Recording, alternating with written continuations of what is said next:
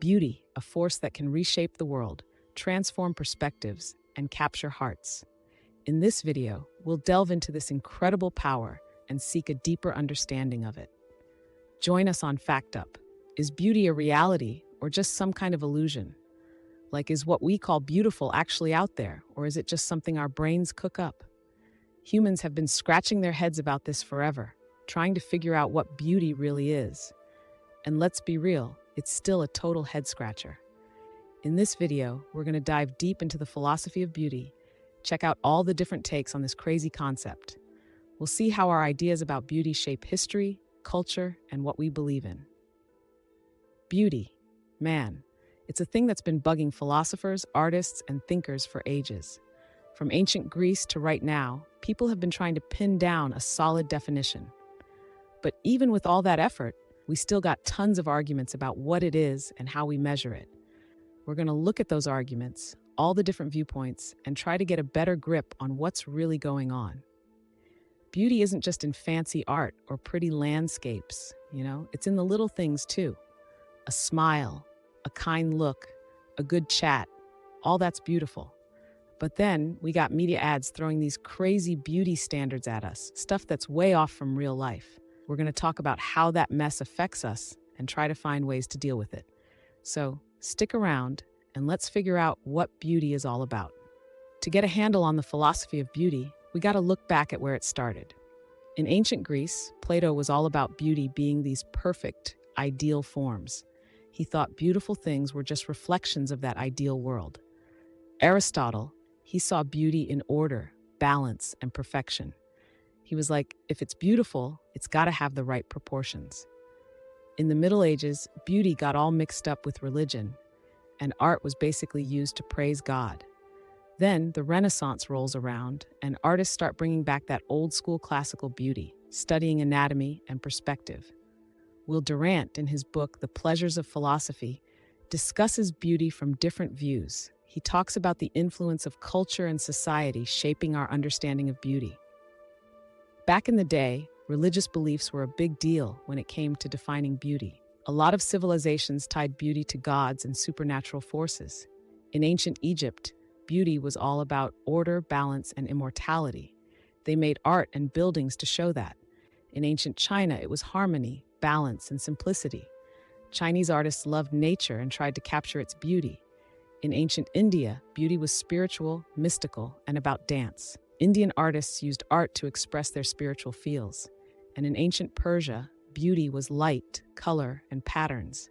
Persian artists made stunning, eye-catching stuff. In modern times, philosophers started throwing out new ideas about beauty. Immanuel Kant thought beauty was all in the eye of the beholder, a subjective experience. He was like, it's not the thing itself, it's how it makes you feel. Georg Wilhelm Friedrich Hegel saw beauty as the spirit showing itself. He thought art was the best way to express that. Then the 20th century hits, and we get even more takes.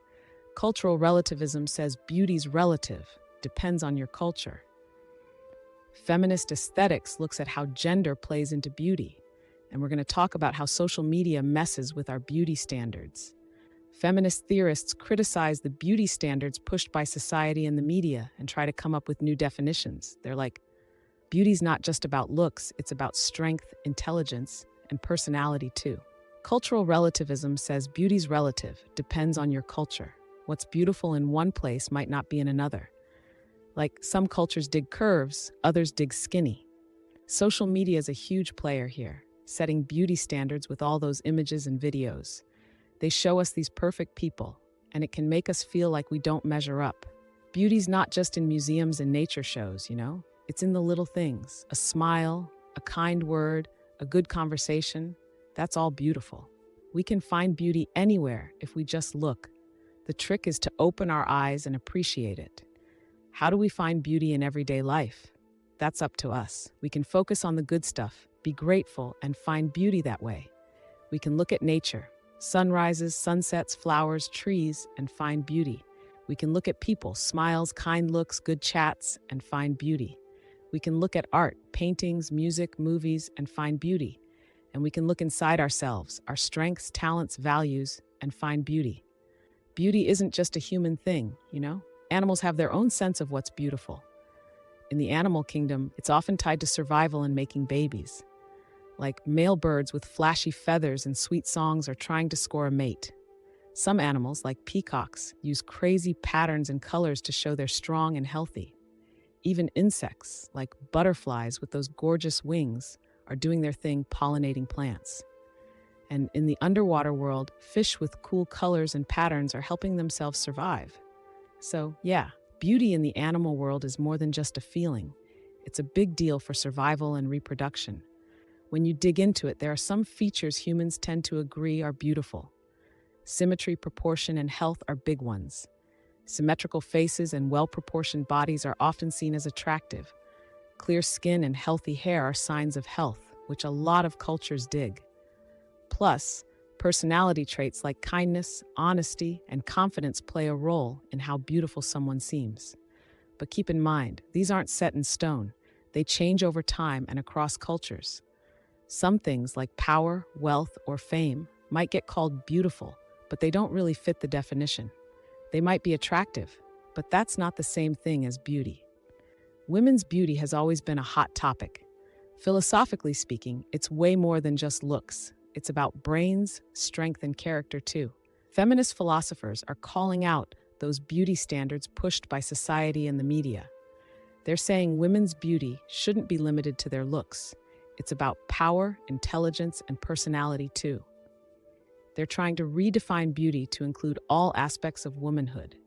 Women's beauty comes in all shapes and sizes. Every woman's got her own unique beauty.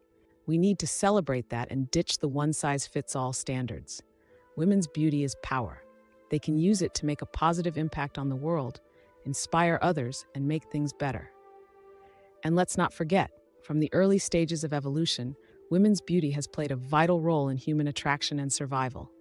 Back then, physical traits that showed health and fertility, clear skin, healthy hair, and a good figure were super attractive. They helped guys pick healthy, fertile women to have kids with. Over time, women's beauty has evolved, taking on new dimensions. Personality traits like intelligence, kindness, and strength became beauty standards too. It's also important to note that in modern days, women's beauty has been transformed into a tool for trade and advertisement. Cosmetic corporations, using images and advertisements, define specific standards for woman beauty and try to sell their products. This can cause mental pressure to women and force them to pursue non-realistic beauty standards. So, yeah, beauty's a complex, multi-layered thing. There's no one right answer. It's in our heads and out there in the world. Beauty's in the eye of the beholder. What do you find beautiful? How do you experience it? Think about it, and find beauty in the little things. Beauty's been bugging people for centuries, and we're still trying to figure it out. We've looked at all the different takes, and we're getting closer to understanding it. Beauty's not just about looks, it's about strength, intelligence, personality, and values too. It's relative, depends on your culture. Social media messes with our heads, but we can learn to see through it. Beauty's personal, unique.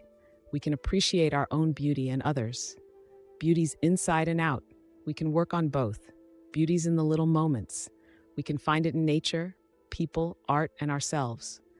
Beauty's in the eye of the beholder. We can respect different views. Beauty's always changing. We can't accept that. Beauty's a gift.